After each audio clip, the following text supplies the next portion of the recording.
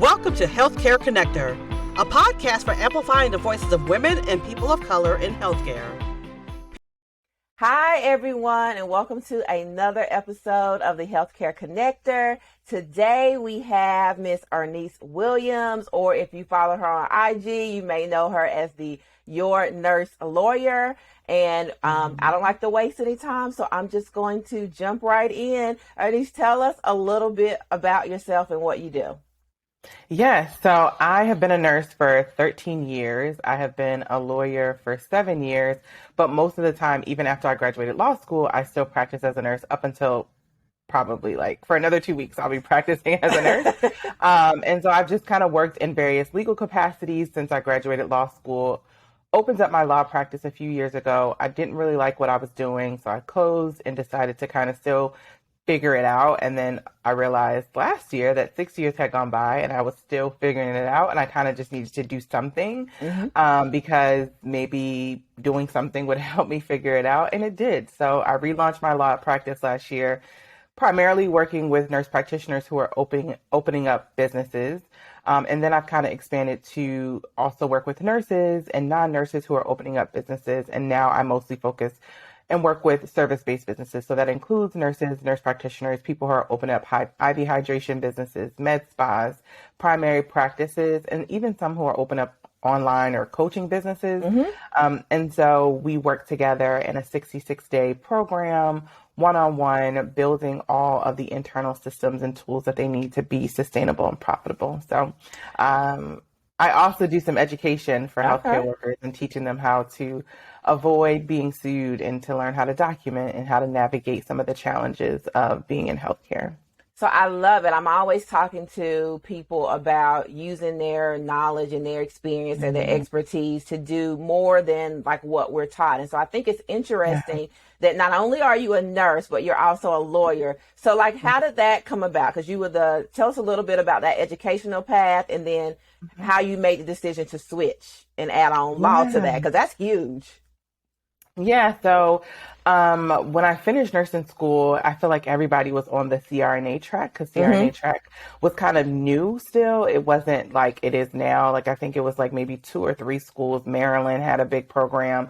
And so a lot of my friends were prepping to go to CRNA school, and I had already worked in the OR, so I knew that I didn't want to do that. And then a lot of people were talking about becoming nurse practitioners, but I didn't really understand like the full capacity of what nurse practitioners could do, because at that time I don't even think anybody had independent practice. I've been a nurse for long enough where it was really just kind of nurse practitioners were just getting their own autonomy. Yeah.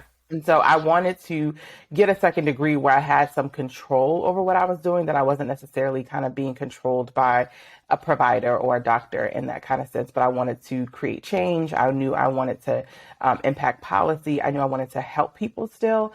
And the law degree kind of gave me the opportunity to do multiple things. So I wanted an MPH, or a master's in public health, and that was just super specific. And I don't think it would allow me to do some of the things that I'm doing now. And so getting a law degree kind of helped me combine both. It helped me do not only the policy work, it helped me not only focus on, the educational work, but it also allowed me to still kind of keep my hands in healthcare and help those who I know kind of need help the most. Definitely. So I think like right now, we definitely hear a lot of people saying, or I see a lot of nurses who are wanting to start their own businesses. And so they definitely need your services. What's 2 pieces of advice that you would give to another nurse or just anyone in healthcare that want to step out and use that knowledge and experience to create their own business? So I would say, know your why. Many people are creating businesses because everybody else is creating businesses. And despite the surge in businesses, 90% of businesses are going to fail. Even if it's not at the 1-year mark, it may be at the 5-year mark and then at the 10-year mark. And so we have to understand that why we're getting in business is bigger than just starting a business. And it's like a lot of hard work. I think we think working for someone, showing up to work, doing all the different things that we do to work, and following rules or requesting vacation is hard. But actually having to do all those things for yourself is even harder. So how do you take a vacation when the money depends on you working? How do you build a business that's sustainable when you can't really kind of close your eyes until you know that you've made payroll or you know that you've kind of accomplished your goals? So I really remind people that don't start a business just because everyone else is doing it. Start a business because this is something that you're truly passionate about and something that you can actually commit to for 2 to 3 to 4 to 5 years, because that's how long it may take to truly build it up to be the success that you want it to be. And then I would also tell them that the processes that it takes to start a business, it's not just one thing. No, there's no one book, there's no one program, there's no one system that's going to teach you everything. And even if I told you everything, you still wouldn't be able to absorb it because it's overwhelming and it's new. So sometimes you have to start small, start in building off that one service, that one product, that one thing. And then as you're beginning to perfect your systems, you can then add on things easier versus trying to do 10 different things in the beginning and struggling to do them all and then feeling like a failure when in reality, you just weren't capable of kind of starting that fast. Definitely. So, 2 things you said about wearing all the hats as a business owner. And I know that is something that I definitely have struggled with in these first 2 years of being in business. What do you do to maintain that balance so that you still have your life, but also wear all these different hats and be the decision maker and all that comes with entrepreneurship? Yeah, so I tell people I don't talk about balance. I don't talk about work-life balance because I'm not a balanced person. I don't talk a lot about self-care because even though I do it, it's just because I enjoy it. It's not because it's a part of a practice. Like I just like to go get massages, but that's not necessarily like I just enjoy it, right? And so I tell people that you have to find what works for you. For me, I'm a pedal to the metal type of person. While I have the momentum and the energy, I want to get as much done as possible.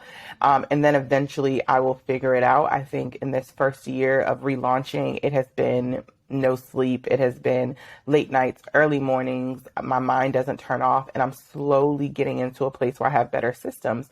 But it took me figuring out what I wanted to do, what I love to do, what I didn't like to do. And as I navigated all of those spaces, I now have a good idea of what I love. And so now I really focus on less things. So in the beginning, I had all of these different services, right? Like I had all of these I was there. going on, just doing too much. And as I began to narrow it down, I really realized, okay, this is what I love to do. This is what I can build a system around. Now I have a system. So every time I get a new client, it's the same thing for every person. Every time I start working with someone new, I'm now following. It's new. Like I'm just embedding these newer systems, but it took me months to sit down and go through dozens of processes and type that out to then hand that to someone to help me build a system that I'm still learning and working on to then make it easier. So my goal, hopefully, is to take off time for the holidays, is to, go into the new year and figure out a way where I'm only working a couple of days a week, but I'm still so new. I'm not the best person to give advice on. And, people will be like, rest here. I'll be like, rest. Like, I don't have time for that. My kids like to go out places. So I need to make money. No, I'm right there with you. And they like to travel, and the stuff they want now is more expensive than back in the day. So in a hotel. Yeah, so mama got to work. So and I know you're probably tired because you just launched or in the midst of launching the 66-day program. So tell us more about it so if people are interested, they can go find information. And then I also want to know what's been the biggest challenge that you've had to overcome in doing this new service. Yeah, so I launched the 66-day challenge I think back in September, and it really is like a way for people to work with me who don't necessarily are interested in business, but kind of want that motivation and support. So it's like my entry level, low cost way to connect. And in that, we speak every day. I post motivational things to remind them like, okay, this is what we're doing today. And everyone has a different goal. So these aren't all necessarily healthcare workers. They're not people who are business owners. Everyone came in with a different goal. For me, I'm building a new service in my business, of course, building something else. But some people are working out or looking to meditate or trying to build better morning habits. And so because of that, it's a great way for us to understand the process of change, right? And so everything that I do in my business is built off the process of change. And so I talk about 66 days because that's really the average time that it costs to create a habit. Some people used to say 30, 60, and 90, but the studies have shown that it's about 66 days. So walking people through the 66-day process has allowed me to also reflect on what it is that I'm doing, staying committed to a process, but also remind people that change doesn't happen overnight. It's small, incremental changes that then lead to a bigger change that you can then see over time. You may not see it today, but you'll eventually see it in the end. And so that is, if people are interested, I think I'm not launching it again until the middle, like maybe early spring of next year, but they can sign up for my waiting list and learn more on my website at IrniseWilliams.com, and they can go there and sign up. It's a great low cost, but like low commitment, but it also just helps you stay committed to the process. Okay. So through that program, you're motivating other people and leading them through this change process. What motivates you other than we got to make money for the kids, but what else motivates you to do all of this? Because you're doing all the things.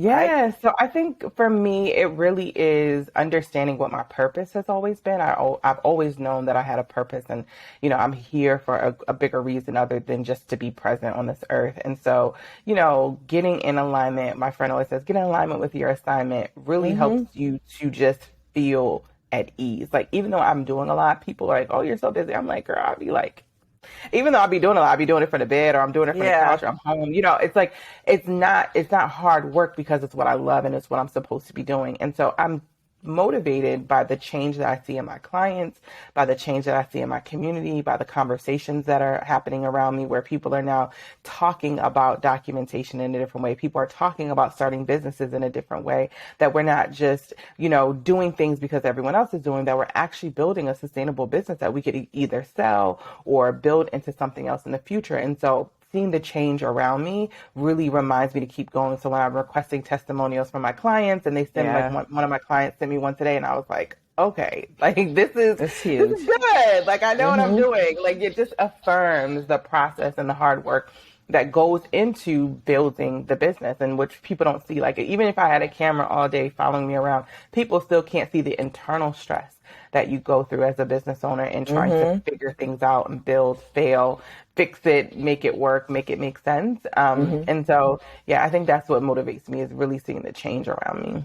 Yeah. And I think one of the things you said about, you're now doing something that you're passionate about. I remember I worked in corporate for 12 years and worked and gave them 60 hours a day. And it wasn't something I was passionate about, and I hate it. I don't mind working the hours for myself because I love what I'm doing. And so I think that's a big difference, and why I tell people to like find some way to use their knowledge and their skills in something that they love. What do you think is something that people misunderstand about entrepreneurship or nursing and law, since you're all three of those? Yeah. So I think in the law, people think that becoming a lawyer, they know that it's difficult, but they think once you become a lawyer, you now have power to change anything. And I think that's what I thought. Like, oh, I'll become a lawyer, I'll get into a position, and I'm going to save Medicare. I'm going to save Medicare. Yeah. I'm going to fix all of the problems. And like, no. It's so many steps and levels. That's a lie. That's what I've been telling myself about getting this doctorate. I'm about to save the world from racism. That doesn't work in real life.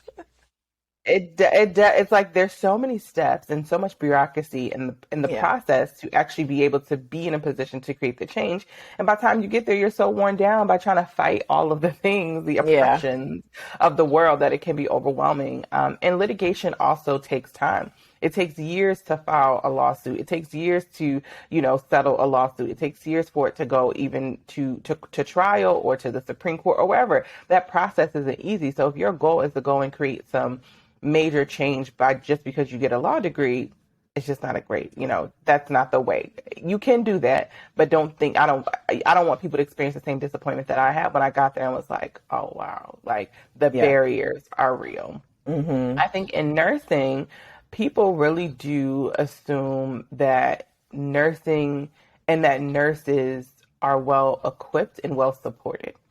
I think the world looks at healthcare and it's like, well, they're open, they're not closed.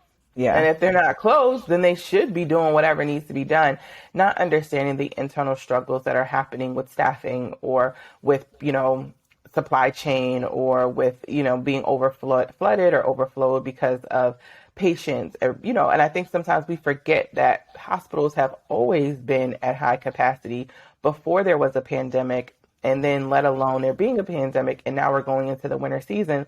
If there's a snowstorm, if there's an accident, if there's a flood, if there's a fire, like we forget that those things compound a system that has already been stretched thin. But I do feel a reckoning is coming. A lot of change is going to be happening. How that's going to happen, I know there are strikes popping up. Yeah. There are, lots of different conversations happening. But I really feel people really underestimate what's happening in healthcare and how it's going to impact them. They don't think that it's going to impact them because they're like, well, my hospital doesn't seem to have a problem. And I'm just like, okay, when you get inside, you'll see how much care you get when there's not enough nurses to care for you. And I think with entrepreneurship, people think that because I have the idea, because even if I have the money to build, that the people are going to come. Like people, it's a great idea. Why not? And they forget that if you don't, or they just don't know that if you don't understand marketing, you don't have a business, right? That was the thing that I had to understand in the beginning. I was like, okay, I have a business. I'm starting to get a few clients, but like, this is not going to work. 1 or 2 clients a month isn't. And so then I really had to delve deep into marketing. And I really had to start reading marketing books, and I got into a marketing class, and I started taking absorbing so much content. We're worried about the business. We're worried about staying in our circle of entrepreneurs or healthcare workers or whatever type of business you're starting, not understanding that there's so many other ways to learn, and you have to tap into those resources and tools to actually get there. And that is a lot of work and a lot of time and a lot of ups and downs because you don't know what you're doing until you do. And it's not easy. And so I think a lot of people just are like, I'm going to file my paperwork. I'm going to start my business and I'll make thousands of dollars. And I'm just like, if you know who your market is, if you actually reach out to your market, if you're able to market to them directly and connect, like it's just so many layers to it. Yeah. And it's people still, I'm sorry. No, I was going to say, you're right. Yeah. And then they quit or they throw in the towel early. And I think that's where you see the difference between the people who last in entrepreneurship and those who, do it for a year and they don't. And then, because I often tell people the very first idea that I had didn't make no money because there was no audience there. It was a really good idea too. And I just said, the people are going to come and buy it. And that didn't happen. So that happens all the time. Is there, so you going and learning about like marketing and sales, is there a book or a course or anything like that, a resource that you use that really helped you start putting the pieces together around the marketing and sales in entrepreneurship? Yeah, so the top 2 things I always suggest to people is the 1-page marketing plan. It is a very simple, easy read. It's a very small book, and it comes with a digital download that helps you write out your own 1-page marketing plan. But I liked it because it didn't necessarily focus just on digital marketing. It talked about other forms of marketing as well, which I think is just a good reminder for some of us who get stuck into the social media world. Like yes, it is a great way to grow and grow fast, but there's also a lot of ways to build outside of that. And then the other thing I took is a guy, his name is Marty Woodard. He runs something called the 100K campaign. Okay. And I took his class, Content That Converts. And that's the course that helped me get from 1,500 followers to 5,000. And now I'm at like almost 25,000. And people are like, wow. I'm like, because I follow his system, and it really isn't complicated. It really is just about consistency and really understanding your audience. But the way that he explains it, because his background is in marketing, it helps you to see the bigger picture. And so those were the 2 resources that really broke the glass for me and really helped me get outside of my kind of circle that felt like I was kind of stuck in, and really kind of helped me build some traction. Oh, so I love that. So I just started following him, but now I got to go get the book and find out about the content as well. Tell us about a mistake that you've made in your business, and what did you learn from it? So early on when I started the business, I was working as a travel nurse. I had like more money, right? Mm-hmm. I had disposable income. And so I was really heavily investing in my business. And so I decided to hire a PR company a girl who was a friend of mine. And although she did mostly beauty and fashion, I thought that it would be a good idea because I didn't want to be stuck in a bubble. I wanted to be able to be in other industries and seen as more than just a nurse or a lawyer. I want to Okay. be seen as a mom. I wanted to be seen as a woman entrepreneur, whatever. And so I invested in that for about 3 months. I think we originally talked about doing it for 6 months, and I didn't really see a big return. Mm-hmm. And it wasn't a mistake because I invested with her or with a company. I just invested too early, right? Even though I was doing all of the things, I pitched myself to them. Like, this is why I would be a great client. And they were pitching me to other people.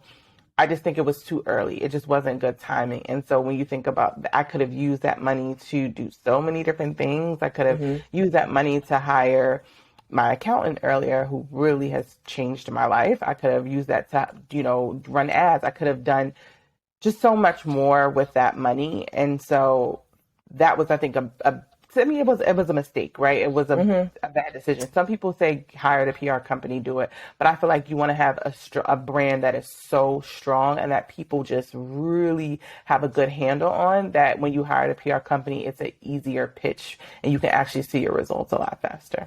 Yeah, I think I 100% agree with you. I asked you this question because I think a lot of times as entrepreneurs, we don't share and I said mistakes, but opportunities to learn because you learned from Mm-hmm. them. But I Yeah. did that too. Like not a PR, but like a social media marketing company, hired them Mm-hmm. very early on. And the problem was I didn't know who I was yet and who my business was Mm-hmm. going to be. And so that Yeah. was just like throwing spaghetti at the wall. So you can't do that. Um, Yeah.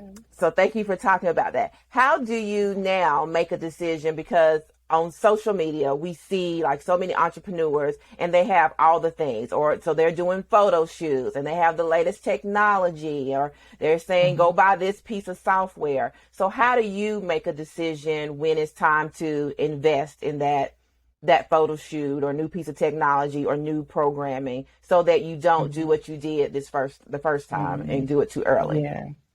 Yeah, I feel like I've definitely got caught up in different whirlwinds of like building my email list or just all of the Yeah. different things that are happening.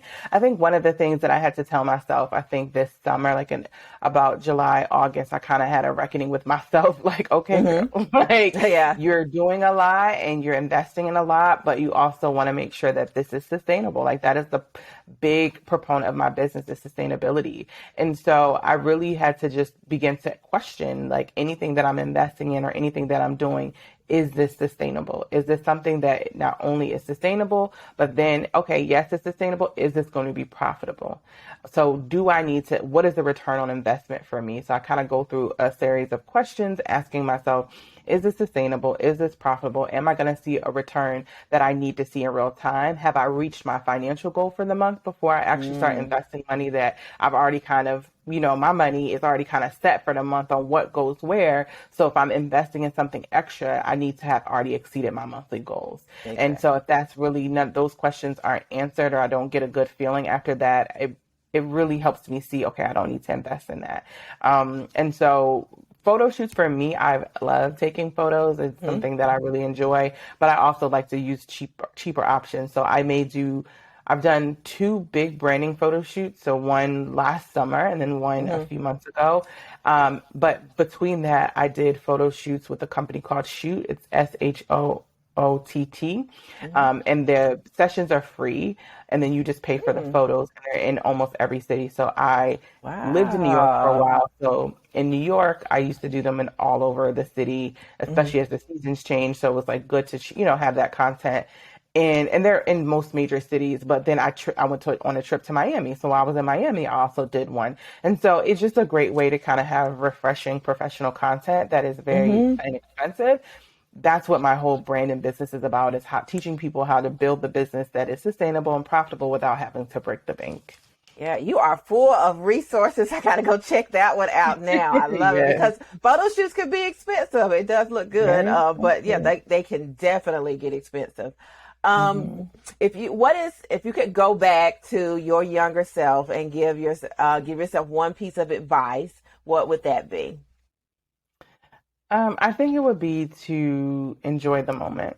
Mhm. And this is something that I'm processing with my therapist about, just like going so hard Oh, all the yes. time. Like, she's like, where are you going? Like, why do you have to have it all right now? Why do you have to be doing it all right now? And I'm like, because I'm this, just overly committing myself to make sure that I'm not missing out on anything. And in Hmm. reality, when I'm overcommitting myself so I don't miss out, I actually do miss out on things that are probably really important. And so, really going back and reminding myself to enjoy the moment, even if it's for just a few extra minutes, just a little while longer, that I celebrate myself along the way. Because I literally graduated from nursing school, got a job. I never really celebrated that. I just kind of was Hmm. on to the next thing, graduated law school, on to the next thing. Like, it just was never a moment of just, wow, I did this. And so, looking back, and now I'm like, wow, I've come far. But like, Yes. up until maybe a few weeks ago, I was like, girl, I have places to go, things to do. I'm trying to pay off my student loans. And she's Hmm. just like, okay, wait, can we take a step back? And I'm like, okay. So I wish that I could have enjoyed the moment, because I feel like I've missed out on a lot of opportunities to celebrate myself and maybe even others, because Hmm. I was just in such of a rush to kind of get to the next thing. Definitely. Kudos to getting the therapist. I love my therapist. Ooh, That's one thing that yeah. we talk about as well. And I think it's Hmm. partially because we as Black women, like, we're told from a very young age, you got to give 110% and you got to do Hmm. this and you got to go twice as hard. And Hmm. then we just get Yeah. in this mindset of always doing all the Hmm. things and not sitting there and enjoying it. So kudos to Yeah. you and congratulations, because yes, girl, you are definitely a success. You need to be Thank enjoying you. that. Um, where, as I talk about going harder and enjoying it, where do you see yourself in 5 years, 10 years from now? Where is Irnise going to be? Yeah. So my goal is to actually be pretty much retired. Um, Hey, and so what I've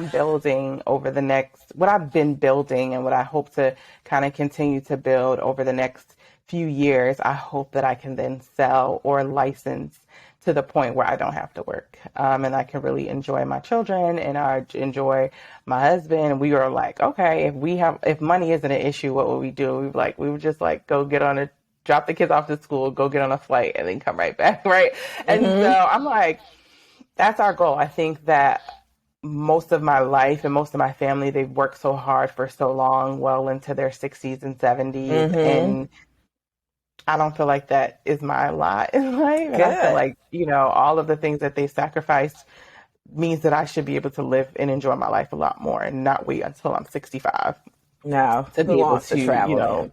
yeah. So I think that is what I see. My goal is in 5 years is to essentially be so wealthy enough that if I choose to work, I do. If not, then, I don't. That's it. No, look, I think it's going to be there. I think you're going to do it. Yeah. What last question? Well, two more questions. You're going to, retire in 5 years. We're already claiming Mhm. that. What do you want to Yeah. be known for? So when you go and retire and the program's Mhm. licensed and still running, what do you want Mhm. people to say about Irnise? I want people to say that, Ernice was a change agent, that she came in and broke down barriers and walls and told people who thought that they couldn't do it that they could, and really shifted the intersection of health and the law, like really built a bridge so that people can understand the difference between, the liabilities that we have and the ones that we create.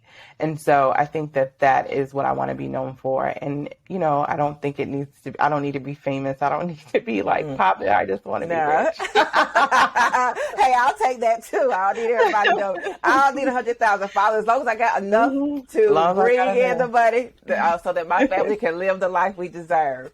Okay. Yes. Well, Yes. I just want to say that, I watch your page and what you're doing every day. You're one of the people that come through my feed, and I love that you are an advocate for nurses. I love that you are demonstrating, how to use your knowledge, your skills, your experience to create the Mhm. life you deserve so that you can go out and Mhm. retire and do all the things that you and your family want to do.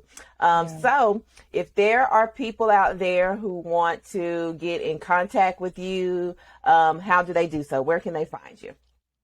Yeah, so I'm on all social media platforms as your nurse lawyer. So LinkedIn, Facebook, Twitter, Instagram, Pinterest, anywhere that most people are. I'm your nurse lawyer. YouTube, I'm there as well. And on then if my website is irnisewilliams.com or iwilliamslaw.com, and you can learn more about me, my practice, all of the things that I offer. Some great new things coming out in the next few months, really just offering services to people that really need them, and that's affordable. So I hope to connect with you all and with your community. I'm so glad you invited me here. Thank you. Now you are. If you didn't know, now you know. You need to go and connect with your nurse lawyer. And we'll see you all on the next episode, bringing you another woman or person of color in healthcare who is doing the damn thing. Thank you all.